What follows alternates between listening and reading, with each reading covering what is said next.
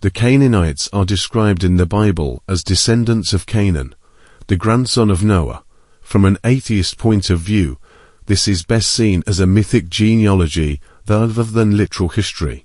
Ancient peoples often explain the origins of nations and tribes through symbolic family trees, linking them to legendary ancestors in order to frame political, moral, or religious relationships.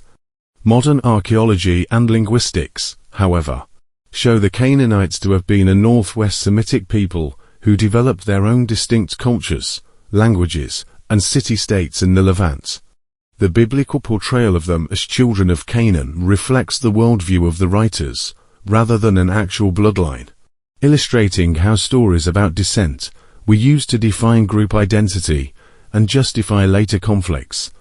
Historically, scholars see the Canaanites as closely related to, and in many ways descended from, the Amorites. The Amorites were a Semitic-speaking people who migrated from Mesopotamia into the Levant during the 3rd and early 2nd millennium BCE, establishing city-states and leaving a strong cultural imprint on the region. Over time, their language, religion, and social structures blended with the indigenous populations of the Levant, giving rise to what we later identify as the Canaanites. In this sense, the Canaanites can be viewed as a branch or offshoot of the broader Amorite migrations, carrying forward Amorite traditions while developing their own distinct identity in the cities of the coastal and highland regions. From a historical critical perspective, Abraham can be understood as a figure rooted in the Amorite migrations that shaped the ancient Near East. The biblical narrative places his origins in Ur of the Chaldeans, a major Sumerian city in Mesopotamia, located in what later became Babylonia, modern-day southern Iraq, and presents him as journeying westward to Canaan at the command of Yahweh. This story mirrors the broader movement of Amorite tribes from Mesopotamia into the Levant during the early 2nd millennium BCE, suggesting that Abraham embodies the cultural memory of these migrations. In this view, Abraham represents an Amorite migrant whose journey to Canaan reflects both historical population shifts and the later theological framing that cast his migration as obedience to a divine call, turning a human movement into a sacred narrative of origin. The Hebrews emerged out of the same Amorite migrations that shaped the ancient Levant, making them, in historical terms, a subset of the broader Canaanite cultural world.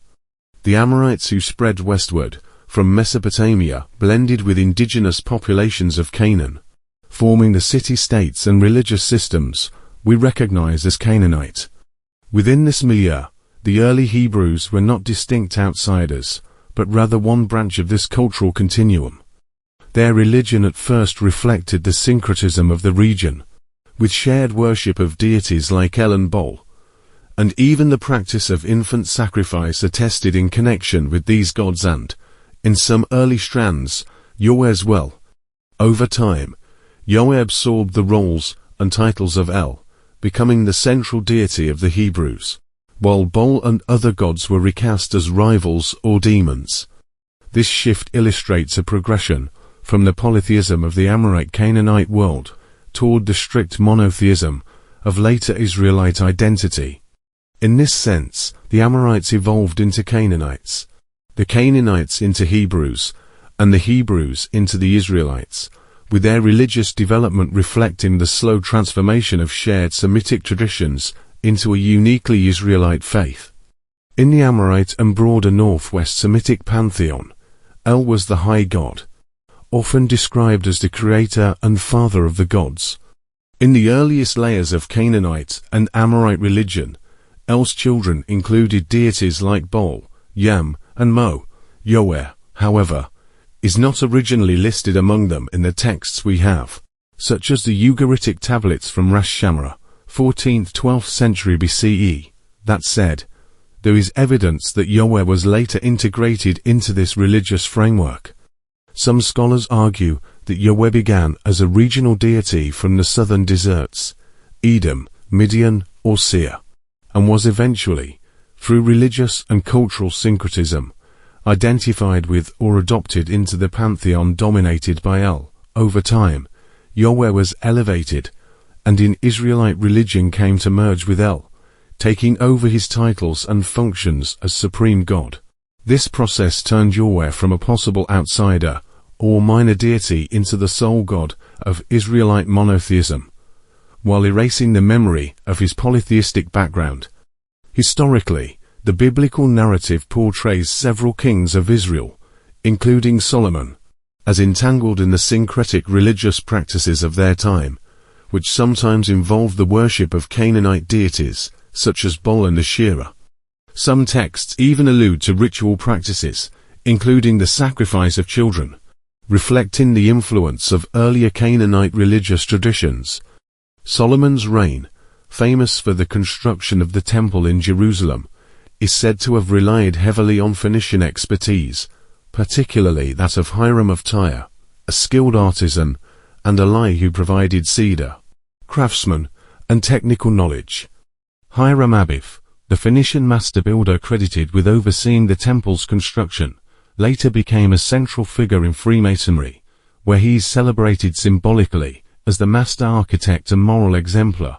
Modern Freemasonry, while adopting universalist and esoteric traditions, draws much of its ritual and symbolism from this Judeo-Canaanite cultural context, blending elements of biblical, Phoenician, and later Jewish interpretations into its structure. Throughout history, Freemasonry has often operated as a highly structured and secretive network, which some historians and theorists describe as a tool in a global game of hide and seek. Its hierarchical lodges, ritualized symbolism, and oath-bound secrecy create a system where information and influence can be concentrated and transmitted across generations, while remaining largely invisible to outsiders. Within this framework, certain groups, particularly those tracing their heritage to long-standing Jewish mystical or esoteric traditions, have reportedly used Freemasonry to pursue coordinated objectives, preserving and advancing what some call a centuries-old agenda, aimed at shaping global governance. By embedding esoteric knowledge, symbolic authority, and networks of influence into public-facing institutions, these groups ostensibly maneuver within political, economic, and cultural systems under the guise of philanthropy, morality, or civic engagement, effectively blending hidden ritualized strategies with overt societal participation. In this view, Freemasonry functions simultaneously as a cloak and a vehicle, allowing ancient archetypal, mystical, and organizational traditions to persist and act across the globe under layers of secrecy. In the ancient Near East, the masculine and feminine archetypes were personified in deities, such as Baal and Astarte, representing complementary forces of power, fertility, and cosmic order. These gods were propagated far beyond Canaan through the maritime networks of the Phoenicians, the seafaring subset of the Canaanites, who carried their religious and cultural symbols across the Mediterranean. The feminine archetype traces back to the Sumerian goddess Inanna, whose identity evolved into Ishtar in Akkadian tradition, and later influenced figures such as Astarte, Isis, connected to Sirius, and classical goddesses like Aphrodite and Venus, embodying love, fertility, and celestial power. Similarly, the masculine archetype of Baal developed associations with storm, war, and kingship, and over time was syncretized into figures such as Set in Egypt, Satan in later Abrahamic traditions, the esoteric Baphomet, Lucifer, and even Saturn, reflecting his complex role as a cosmic and moral archetype. Through these transformations, the archetypes of Baal and Astarte demonstrate a remarkable continuity of symbolic meaning, illustrating how Canaanite religious ideas, spread by Phoenician trade and colonization, left a lasting imprint on Mediterranean and Near Eastern mythologies, linking Sumerian origins to classical and esoteric systems across time. Kabbalistic Jewish mysticism extends the mythic and archetypal milieu of the ancient Near East into a highly symbolic, esoteric framework. Lurianic Kabbalah, developed by Isaac Luria in the 16th century, presents a cosmology in which creation involves the shattering of vessels, 𝗧𝗿𝗱𝗁, scattering divine sparks throughout the world, with redemption, tikkun, achieved through human engagement with the divine and even through transgression that rectifies imbalance. Central to this system is Adam Kadmon, the primordial archetype who embodies both masculine and feminine energies, a transgender synthesis of male and female in one cosmic body, representing the full spectrum of creation. This duality and cosmic wholeness are often symbolically tied to sun and moon imagery, with eclipses representing moments of cosmic tension, alignment, or transformation, and portals and mirrors serving as metaphors and ritual symbols for passage between spiritual realms or reflection of hidden truths.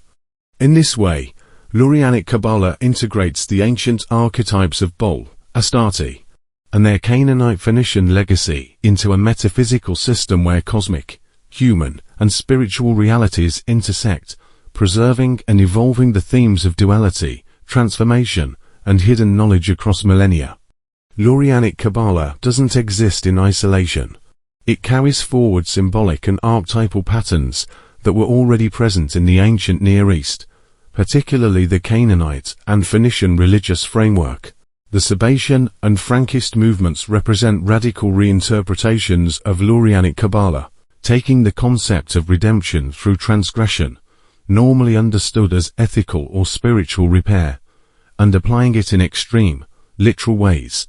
In these heterodox movements, adherents deliberately violated moral and social norms, including incest, child abuse, and even child sacrifice, not for sexual gratification, but as ritualized acts intended to gather the scattered sparks from the shattered vessels, 𝗧𝗵𝗱𝗏, reflecting a perverse extension of Lurianic cosmology. Historical accounts suggest that, in order to operate covertly within broader society, these groups infiltrated Masonic lodges, using their hierarchical and secretive structures as multi-tiered vehicles for the continuation and concealment of esoteric ritual practices. Through these layered systems, symbolic and literal forms of transgression could be ritualized, blending ancient Canaanite Hebrew archetypal motifs with Lurianic mystical ideas, creating a hidden continuum from antiquity into modern clandestine ceremonial life.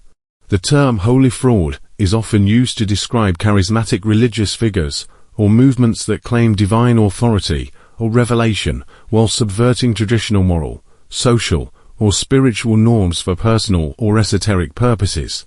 In the context of the historical and mystical lineage we've been tracing, the holy fraud can be seen as an individual who appropriates sacred symbols, archetypes, and teachings from Canaanite and Phoenician motifs to Lurianic Kabbalah, while presenting them as a path to redemption or enlightenment, yet using them to manipulate followers and maintain secrecy.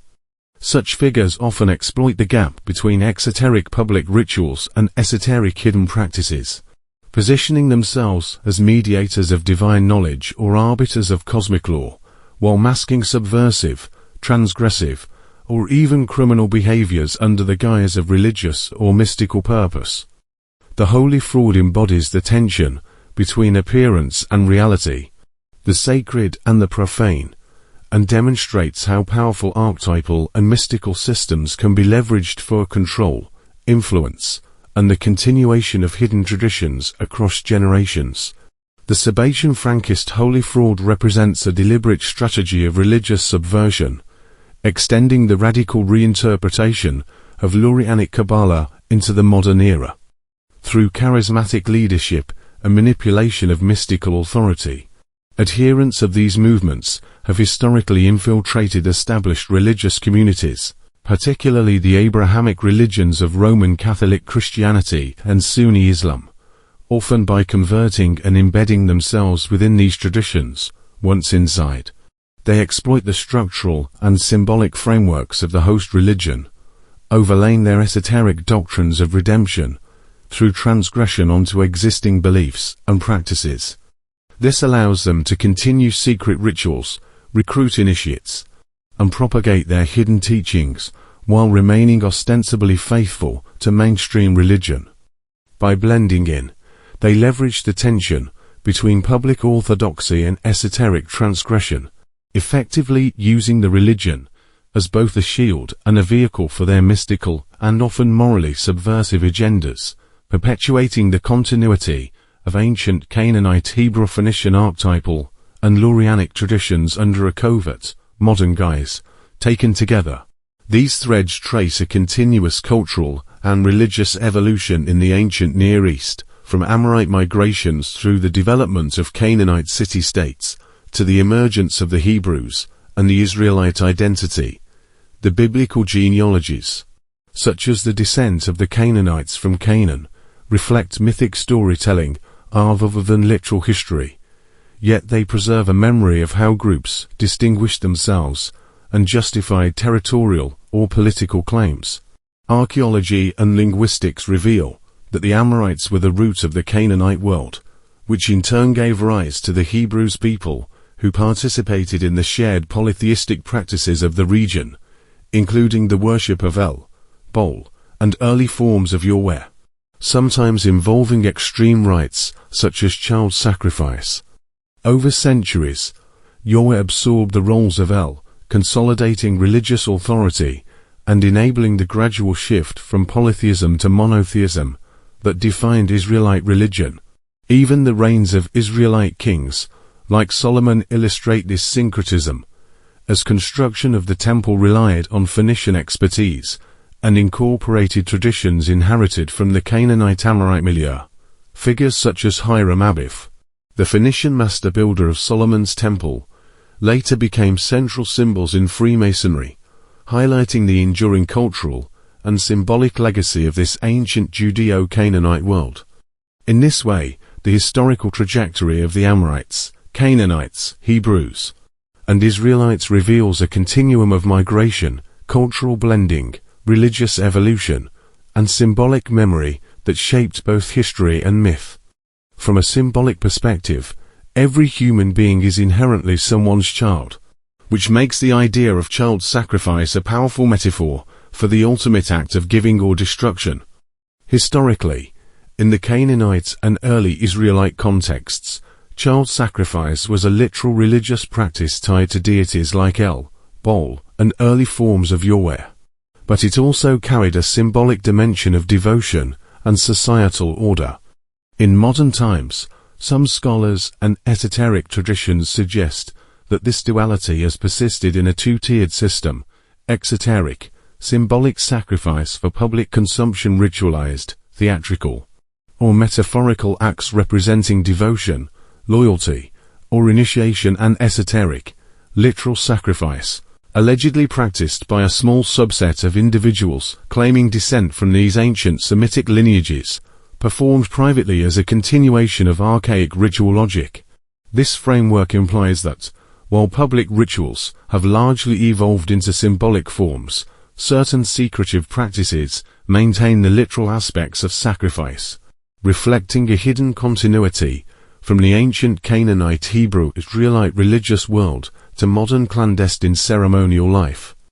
Across millennia, a continuous thread can be traced from the Amorites through the Canaanites, the Hebrews, and the Israelites, reflecting the evolution of culture, religion, and esoteric practice in the ancient Near East. The Amorites migrated from Mesopotamia into Canaan, blending with indigenous populations to form the Canaanite city-states, whose religious life centered on archetypes such as Baal and Astarte, later spread and transformed by the seafaring Phoenicians. From this milieu arose the Hebrews, inheriting polytheistic practices and later consolidating them around 𝗘𝗏, a process that evolved into Israelite monotheism while retaining symbolic traces of their Canaanite ancestry.